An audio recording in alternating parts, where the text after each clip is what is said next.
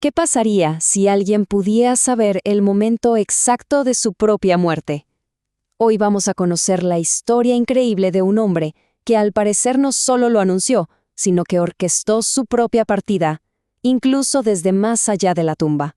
Estas eran las palabras que el abuelo Juan le repetía a su hijo una y otra vez, una advertencia que su familia ya casi ni escuchaba, sin tener idea de que estaban frente a un hombre cuya vida sería tan legendaria como la cita que él mismo se había agendado con la muerte. Para entender esta historia asombrosa, vamos a seguirla paso a paso. Empezaremos con los anuncios de este anciano tan particular. Luego, pasaremos a un, digamos, insólito ensayo de su muerte. Y terminaremos viendo cómo se cumplió una profecía que se extendió por generaciones. Bueno, para meternos de lleno en la historia, primero hay que entender quién era el protagonista de todo esto. El abuelo Juan. A ver, estamos hablando de un hombre de 106 años, toda una vida de trabajo duro. Eso sí, una locura de juventud, una competencia de fuerza. Le costó la movilidad y lo dejó en una silla. Y con un carácter que se fue poniendo bastante agrio con el tiempo. En sus últimos años, su mundo era la terraza. Se convirtió en su trono. Y desde ahí, con una personalidad cada vez más áspera, se dedicaba a lanzar juicios y quejas a todo el que se atreviera a pasar por enfrente. La mayoría de la gente, claro, simplemente ignoraba sus insultos. Pero su hijo Vidal no tenía esa opción. Para él, no solo eran los gritos, sino también esas constantes y, la verdad, inquietantes predicciones sobre su muerte inminente. Y aquí es cuando la cosa se pone rara de verdad. Lo que parecía ser una simple maña de un anciano, de repente se convirtió en algo mucho más extraño. Las predicciones de Juan estaban a punto de tener su primer y muy bizarro ensayo general. Una mañana, el lamento de siempre se detuvo. Silencio total. La familia encontró a Juan en su cama, completamente quieto, frío, rígido. Parecía que, finalmente, la predicción se había cumplido. Se movilizaron rápido, juntaron dinero para un ataúd y la noticia corrió como pólvora por el pueblo. Pero justo cuando el pueblo empezaba a asimilar la noticia, apareció una misteriosa anciana llamada Aura. Y justo ahí, en medio de todo, soltó una frase que dejó a todos completamente helados. Y para rematar el caos, la prueba de que Aura tenía razón no vino de ella, sino del mismísimo difunto. Una voz potente retumbó desde el cuarto, aterrorizando a todos los que estaban ahí.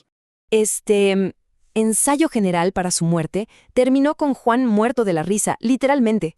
¿Y el ataúd?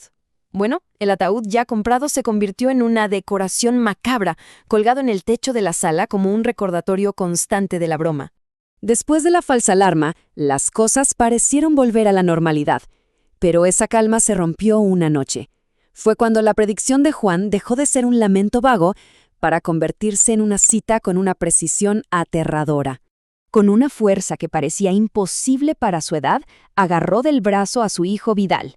Le dejó un moretón como para que no quedaran dudas. Y ahí le dio la orden final, el día y la hora exacta de su cita con la muerte. Lo increíble es que las últimas horas de Juan se desarrollaron con una precisión de reloj suizo. La noche anterior, la predicción. A las 10 de la mañana del día siguiente llega la misteriosa Doña Aura. Y poco antes del mediodía, Vidal corría a casa para no faltar a la cita final. El día señalado llegó, y con él una serie de eventos que simplemente desafiaban toda lógica, dejando a la familia, bueno, imagínense, completamente atónita. Cuando llegó Doña Aura, ocurrió el primer milagro. Juan, el hombre que llevaba años sin poder caminar, salió de su cuarto por su propio pie. Estaba impecable, vestido con su mejor traje, como si nunca hubiera estado enfermo. Estaba listo. Después de un ritual bastante extraño, dirigido por Aura, con un libro muy grande, Juan se acostó. Pero antes de irse, le hizo una última y escalofriante petición a su hijo Vidal. Y entonces, tal como lo había predicho, justo cuando el reloj marcó las 12 del mediodía, después de un último gesto ritual, Juan respiró por última vez y murió. Pero la muerte de Juan no significó el final. De hecho, fue el comienzo de un nuevo capítulo. uno en el que su presencia se iba a sentir más fuerte que nunca. Empezó el tormento para su familia. Vidal empezó a tener unas pesadillas terriblemente reales. En ellas, el espíritu de su padre volvía, pero no para conversar, sino para intentar llevárselo a la fuerza, arrancarlo de su propia cama. Estas pesadillas enfermaron a Vidal. Le dio una fiebre que casi lo mata. Su suegra, que al parecer sabía de estas cosas, le hizo rezos y baños para salvarlo. Y funcionó. Vidal se recuperó. Pero la familia siempre creyó que la muerte no se fue con las manos vacías. Poco después, 3 de los hijos pequeños de Vidal murieron. Y para ellos, era evidente. Juan se los había llevado en su lugar. Pasaron los años. La familia aprendió a vivir con el recuerdo y con los quejidos fantasmales de Juan, que a veces se escuchaban. Pero en el fondo, sabían que había una última pieza de la profecía que todavía no se había cumplido. Hay que recordar esa última advertencia, esa frase tan extraña que Juan le dijo a su hijo. Un consejo que, en ese momento, pareció un comentario más, sin ninguna importancia. Y así fue como, muchos años después, esa última advertencia se hizo realidad. Mientras caminaba, un auto apareció de la nada y atropelló a Vidal, cumpliendo la última parte de la profecía y, de alguna manera, reuniendo a padre e hijo. Y todo esto nos deja con una pregunta flotando en el aire. ¿Fue una profecía?